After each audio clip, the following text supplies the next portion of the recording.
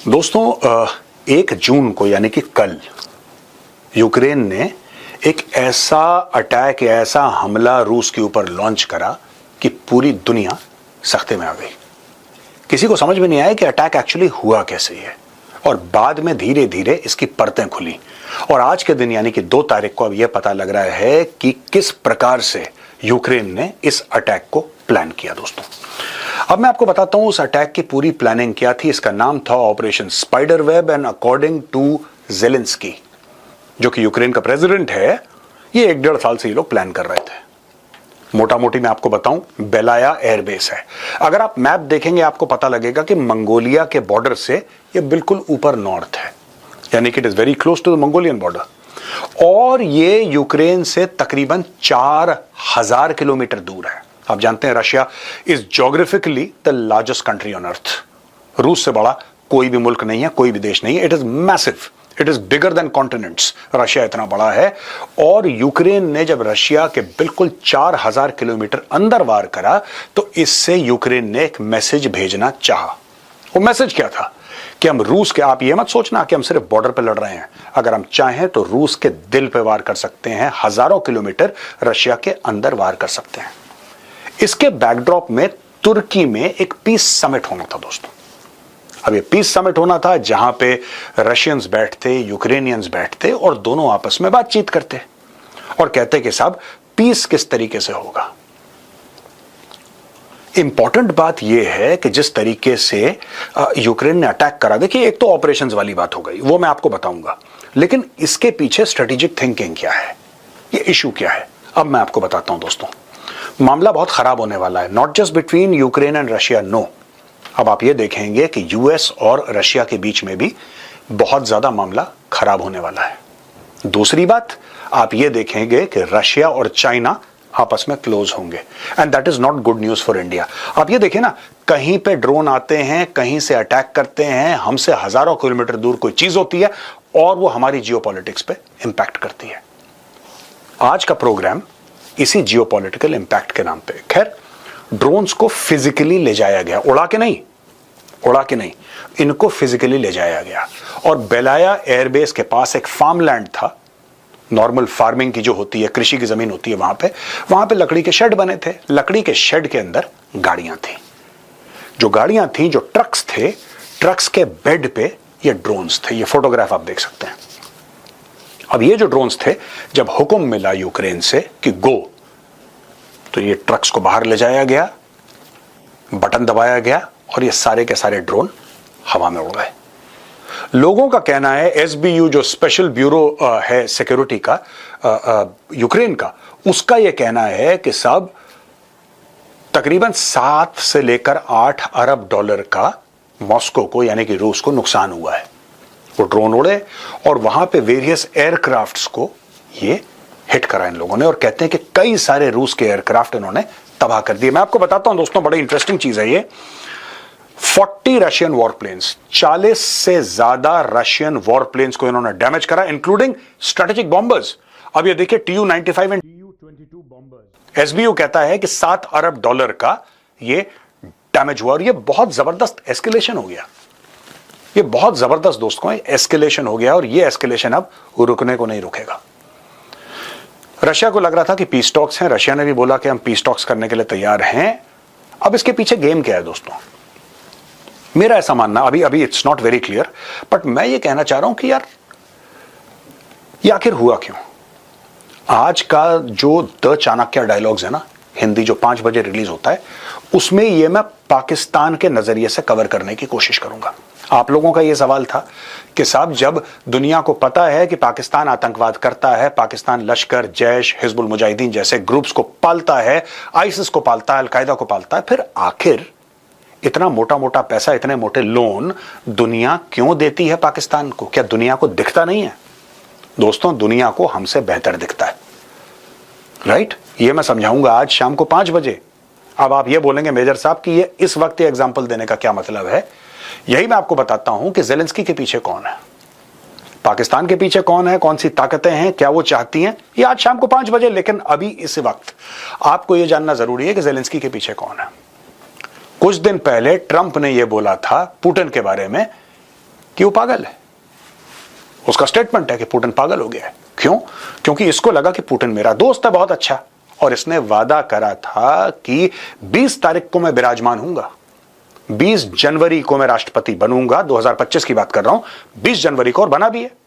इसने बोला 24 घंटे के अंदर रूस और यूक्रेन की लड़ाई खत्म, क्योंकि मैं बोलता हूं इसलिए, क्योंकि मैं चाहता हूं इसलिए। कुछ नहीं हुआ, कुछ नहीं हुआ भाई, कुछ भी नहीं हुआ।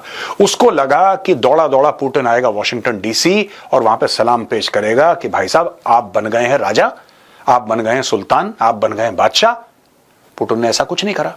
इसने खूब प्रेशर डाला पुतिन पर, पुतिन ने बोला नहीं। यहां पे यूक्रेन जो है, यूक्रेन भी मना कर रहा है। यूक्रेन कह रहा है कि ये जो टेरिटरीज का मामला है, जो नेटो के एस्पिरेशंस हैं, याद है अटैक क्यों हुआ था? रूस ने बोला था कि साहब ये नेटो ज्वाइन करेगा तो हमारी सिक्योरिटी को खतरा है। यूक्रेन ने वो भी मना कर दिया। यूक्रेन के अंदर ये दम कहां से आ रहा है भाई? ये ड्रोन्स कहां से आ रहे हैं? ये प्लानिंग कहां से आ रही है? दोस्तों बहुत पहले, अब मुझे नहीं पता वो वीडियो मिलेगा नहीं मिलेगा, लेकिन बहुत पहले मैंने ये बोला था कि यूक्रेन के अंदर डेल्टा फोर्स और सील टीम 6 ये लोग ऑपरेट कर रहे हैं यूक्रेन के अंदर। मैंने बहुत पहले आपको बोला था कि SAS, जो ब्रिटिश SAS है, दे आर ऑपरेटिंग इनसाइड। ये डायरेक्टली नहीं लड़ रहे। These people are planning everything for Ukraine, right? अगर आपको यह लगता है कि अमेरिकन ने जेवलिन सिस्टम भेज दिया उनको, एंटी टैंक, और अचानक यूक्रेनियन आर्मी इतनी लायक हो गई, इतनी योग्य हो गई कि फट से लगा के रशियन टैंक्स को उड़ा, भाई कोई ना कोई तो होगा उनको एडवाइस कर रहा होगा। वरना एक सिस्टम को यूज करने के लिए बेहतरीन तरीके से महीनों दर महीनों लग जाते हैं, साल साल का भी लग जाते हैं। इनके पास अचानक एक्सपर्टीज कैसे आ गई? दोस्तों करवा तो देखो अमेरिका रहा है, इसमें कोई डाउट नहीं है, राइट? अब हमें यह सोचना है कि ये जो पूरा मैटर है, पूरा का पूरा मामला, ये होगा कैसे यार? क्या ये भारत के खिलाफ हो सकता है? क्या भारत पाकिस्तान के खिलाफ कर सकता है? क्या चाइना भारत के खिलाफ कर सकता है? या भारत चाइना के खिलाफ कर सकता है? सोचना पड़ेगा। किसी ने नहीं सोचा था, कम से कम रूस ने यह नहीं सोचा था कि हमारे इतने मेजर एयरबेस के बिल्कुल आसपास, few kilometres within our airbase or close to our airbase, when I say within, I mean within that town area or within that city area, आपके farmlands होंगे, वहां पे wooden sheds होंगे, उनके अंदर ट्रक्स होंगे। किसी ने देखा ही नहीं। ट्रक पीछे आए, खुले ऊपर से ड्रोन गए, 7 अरब, बात 7 अरब की नहीं है, बात 7 अरब की नहीं है।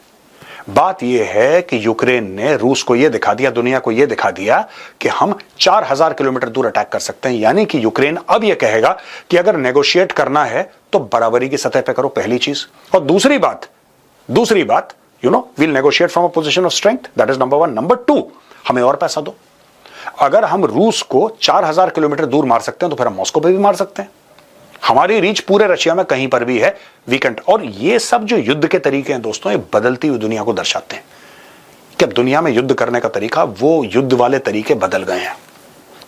आज की तारीख में भारत ने दिखाया ऑपरेशन सिंदूर में किस तरीके से हमारे प्लेटफॉर्म्स जाके पाकिस्तान के अलग अलग शहरों में ये हम अटैक कर सकते हैं और टेररिस्ट टारगेट्स को नीचे गिरा सकते हैं, राइट?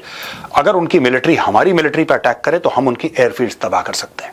लेकिन मुझे ऐसा लगता है कि अब वक्त आ गया है भारत को एक अगले स्टेप पे इस लड़ाई को ले जाने का, और ये सब हमें खुद सोचना होगा दोस्तों। पाकिस्तान के स्ट्रेटेजिक ठिकाने कहां पर हैं? क्या हम ये पूरे यूक्रेन के ऑपरेशन स्पाइडर वेब से हम लोग क्या सीख सकते हैं? इसको स्टडी करना है। I am sure somebody in army headquarters, navy headquarters and air headquarters must be studying this operation as we speak today. एक ग्रुप बन गया होगा, ठीक है? फौज से अच्छा स्टूडेंट आपको नहीं मिलेगा। लोग अक्सर टीचर की बात करते हैं ना कि फौज से अच्छा टीचर, फौज से अच्छा स्टूडेंट भी कहीं नहीं है भाई। ये लोग ऐसे हैं कि चुप होकर सीख लेते हैं और फिर उसको इंप्लीमेंट करने में नंबर 1 है। ये स्टडी करेंगे ये ऑपरेशन, और मैं चाहता हूं फौज इसको जरा स्टडी करे। I have a lot of love and affection for the Russians and ये पुराना है भारत का रशिया के साथ जो रिश्ता है, लेकिन ये जो ऑपरेशन है ये देखना पड़ेगा। और किस तरीके से पीस टॉक्स फेल हो गई हैं, किस तरीके से ज़ेलेंस्की ने ये बोला है कि हाँ देखो मेरी ये कैपेबिलिटी है। इट्स लाइक स्टार्टअप में होता है ना, कोई भी स्टार्टअप होगा तो सबसे पहले जो आपको फंडिंग देगा, आपको उसको कुछ दिखाना पड़ेगा ना कि ये मेरा प्रोडक्ट है, ये मेरा प्रोडक्ट है, ये मैं कर सकता हूं, ये मेरी कैपेबिलिटी है, ये मेरी स्केलेबिलिटी है, मैं इस तरीके से प्रोडक्ट का और स्केल अप करूंगा, मैं इतना प्रॉफिट दूंगा। आपको ये सब बताना पड़ता है जब आप एक स्टार्टअप शुरू करते हैं। Ukraine is behaving exactly like a startup. Ukraine ये कह रहा है भाई हम स्टार्टअप हैं, ये हमने आपको अपनी कैपेबिलिटी दिखा दी है, अब आओ तुम हमें पैसा दो। और यूक्रेन ऐसा क्यों कर रहा है? हाल फिलहाल में एक रिपोर्ट आई थी कि नेटो के जनरल सेक्रेटरी ने यह बोला है कि सारी नेटो कंट्रीज जितनी भी हैं, they are going to raise their defence budget to 5% of the GDP. ये हमने कवर भी करा था, 5% ऑफ द जीडीपी। इसका मतलब क्या है? यानी कि अरबों दर अरबों डॉलर का अब बिजनेस होगा, अरबों दर अरबों डॉलर का हर एक यूरोपियन कंट्री से। और तकरीबन 32 मेंबर्स हैं नेटो के, if I am not mistaken, 32 members. तो अगर आप उसमें से आप अमेरिका को निकाल देते हैं, फिर भी 30-31 मेंबर्स हैं जो इतना पैसा खर्च करेंगे। ठीक है, अब आप ये सोचिए, ज़ेलेंस्की ये कह रहा है कि आप इतना पैसा क्यों खर्च कर रहे हो? इनडायरेक्टली कह रहा है, उसने स्टेटमेंट नहीं दिया है, ये मेरा एनालिसिस है, ये मेरा दिमाग कह रहा है कि अब ज़ेलेंस्की के पास एक टेस्ट केस है कि भाई आप जो 5% लगाने की बात कर रहे हो ना, वो किसके खिलाफ है? रशिया के खिलाफ ना। रशिया को तो मैं 4000 किलोमीटर अंदर मार दूंगा, आप एक काम करो, आप इसका 20, 25, 30% हर एक देश मुझे दे दो, मैं रशिया को देख लूंगा। आप सोचिएगा ये किस तरीके से चीज चलती है। और यहां पे भारत के लिए क्या सबसे बड़ा खतरा है दोस्तों? भारत के लिए सबसे बड़ा खतरा यह है कि अगर रूस इसमें जवाबी कार्रवाई करेगा, जो कि करेगा, it's a given that Russia will respond, right? And it's a given that America and Russia will again be at loggerheads, right? Russia क्या करेगा डेस्परेशन में? रशिया चीन के और क्लोज हो जाएगा, और रशिया हमारा दोस्त है। क्या ये भारत के लिए ठीक है? सोचिएगा जरा इसके ऊपर और कमेंट्स में जरूर लिखिएगा। Thank you.